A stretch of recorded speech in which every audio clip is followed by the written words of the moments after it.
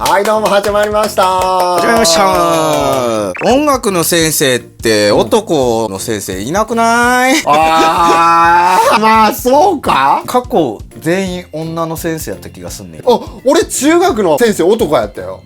マジ？でもその人俺たまたまかじゃあ。これどうですか皆さん。皆さんどうなんでしょう。そんなコメントいただく？もういただこうか。一人目の、ご質問の方、はい、セイジ J803 エフェクターで一般的にディレイからリバーブのつなぎ順だと思いますが、同時使用しない場合は逆でも問題ないですか？歪みとリバーブが同メーカーなので隣に並べたいというだけなんですが。なるほどね。これ面白い質問。答えは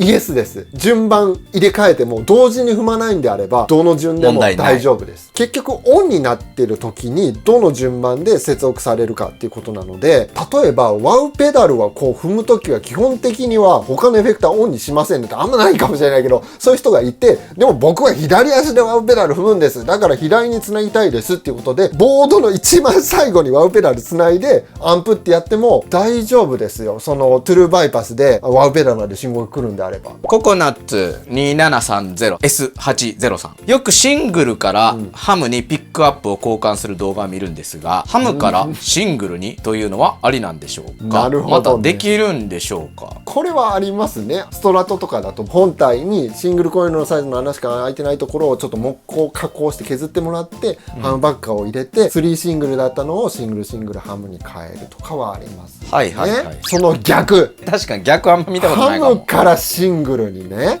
例えば今言ったようなストラトキャスターみたいなピックガードをこうはめてるようなものの場合はピックガードを交換すれば中にもともとハムのサイズで木工加工されていればそこにシングルを入れることは全然できるので、ピックガードごと変えちゃえば3シングルにできますが、多分聞きたいのはそういうことじゃなくてレスポールとかって話ですよね。俺もそうかなって思った。これね、まずできますよ。できるっていうか売ってるんですよ。ハムのサイズでマウントしたプラスチックにシングル型の穴が開いていて、そこにネジ止めするっていう。するとハムのところにシングルが入るんですけど、やってる人ほぼ見かけたことない。どんな感じなんやろな。逆にちょっとやってみても面白いかもだけど。やってみたいな。逆にまずね、見た目がすごく微妙だと僕は思います。ダサそう。そうなんよ。修理感が半端ない感じの見た目になるのと、あとね、例えばじゃあレスポールにシングルつけましたとなった時にあんまりねいい音しないっていうか、レスポールってそのボディのこの厚みだとか木材の例えばマホガニーを選んでだとか、あそこにハンバックがこうマウントされることによって最大限かっこいい音が出るようにやっぱ設計されてるっていうか、もうそういう風に僕たちが感じ取っちゃうっていう部分がすごく多くて、なんとも中途半端というかストラトみたいなああいうなりじゃないんで、ボディがそもそもで、それで言うんだとやっぱ P90 とかのそういうボディとかとも相性が良さそうなシングルをつけるとかの方がやっぱいい気はするな。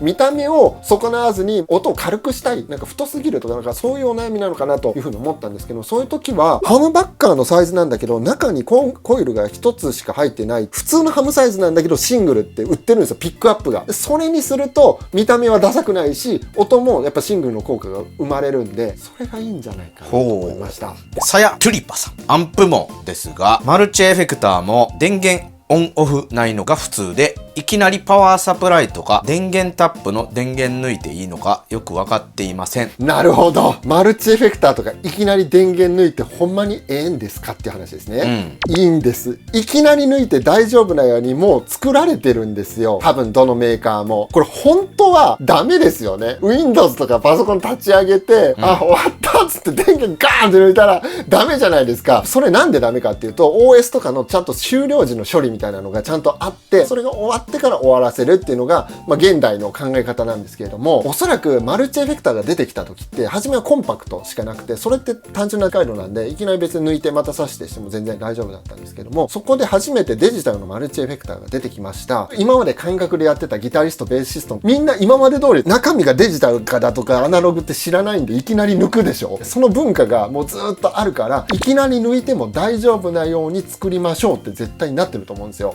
なるほどね。どうせアホばっかりやからあいつら。そんなん言ってない。そんなん言ってない。アホとかじゃなくて、そういう風な扱い方をされても壊れないように作りましょうってなってるので、今のね、結構高性能な、例えば、じゃあ UEFX シリーズだとか、中身はプロセッサーだとかメモリが搭載されてるような機器でも、いきなり抜かれても大丈夫なように作っているということですね。ありがたいね。ありがたいですね。ひろまり69さん。はい。任意のバッファーを先頭に置きたいけど、ジャンクションボックスも使いたい場合は、先頭にバッファーを置くべきでしょうか。でもそうなると、ジャンクションボックスの意味がなくなっちゃいますよね。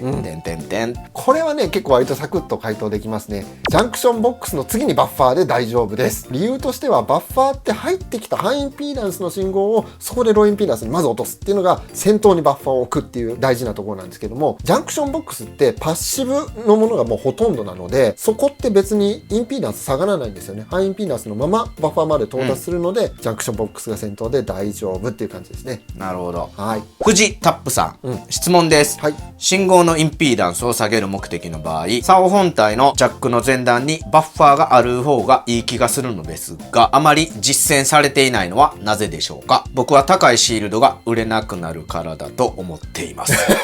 笑い。今の質問何かっていうと、インピーダンスを下げればそこから信号が強くなるし、ノイズにも強くなるし、じゃあそのバッファーボードの先頭に置くぐらいだったら、もっと先頭の楽器のこのアウトプット部分につければいいじゃないっていう質問なんですけれども、それをやらない理由としては、楽器のね、本来の持ち味が上書きされるからだと思うんですよ。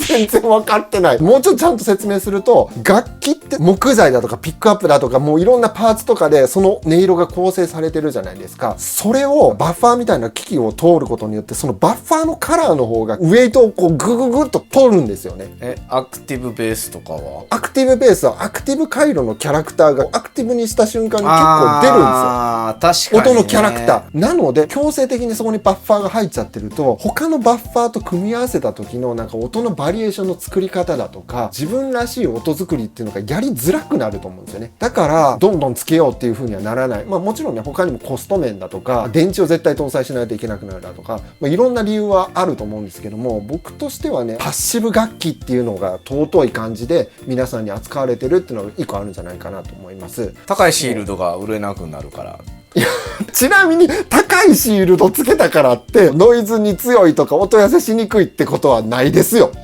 ないんですか？ないよ。安いシールドよりかめっちゃ気をつけてやってますみたいなシールドはもちろんあって、もちろんそれは効果あると思うんですけども、高いシールドにするとバッファーつけなくてもいいぐらい全然余裕ですみたいなことはないと思います。なるほど。ない。別にその音が違うだけ。最後の質問となってまいりました。KF8G さん、質問です。はい。ギター側のシールドを抜き差しすることに関して、エフェクターへの悪影響はないのでしょうか？なるほど。ギター側のシールドを抜き差しする？アンプがオンになってる時に、ギターのシールド抜き差ししたらアンプが壊れるからダメってあるじゃないですか。ああ、はいはいはいはい。バズバズバズってあーってなるやつ。アンプ壊れるんだったら、エフェクター壊れへんのっていう質問よね。あ、これ面白い質問ですね。これね、答え言いますよ。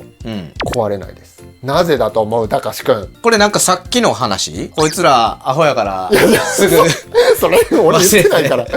それ俺言ってないからこれね、バツっていう音が急に抜くとね、接点が触れ合うことによって音がしますと、それによってアンプのスピーカーがそのバーンっていう大きい空気振動をさせられますよね。それによってスピーカーが傷んじゃうだとか、それを拾った PA のスピーカーが傷んじゃうみたいなことがあるんで気をつけましょうってことなんですけども、エフェクターってね、別に物理的なこう振動をさせてるわけじゃないので、パルス的なこう大きい音が入ってきても、例えば歪みエフェクターだったらそれをクリッピングさせて歪ませるっていうだけだし、リバーブとかだったら入力のピークがあまりに大きすぎると音割れはするかもしれないけども、それで壊れるみたいなことはないですね。それで壊れちゃうんだったら、アンプを落としてエフェクターとかをこうガチャガチャガチャガチャ繋いでってやってる時に潰れるってことですよね。それ大問題なんで、やっぱそういうことが起きないように、そもそも設計だとか、あと出荷前のテストみたいなところもしっかりやられてですね、各社世の中にエフェクターを送り出してるので、それはね、大丈夫ですね。あ、でもなんか面白い、その質問。確かにね、全然気にしたことなかったわ。それ、たかしが大体何にも気にしてないだけじゃない？なんか最近分かってきたよ。気にしてないってめっちゃ言うてる気がすんな。言ってる。このコーナー始まってから。このコーナー始まってからそんなにめっちゃ言うてる気するわ、確かに。気にしてないばっかりやん。皆さんからの質問待ってますので、ぜひぜひコメント欄に気軽に何でもいいんで書いてみてください。こんな感じで答えていきたいなと思います。。今回も最後まで見ていただきましてありがとうございました。それじゃあまたの動画で。ありがとうございました。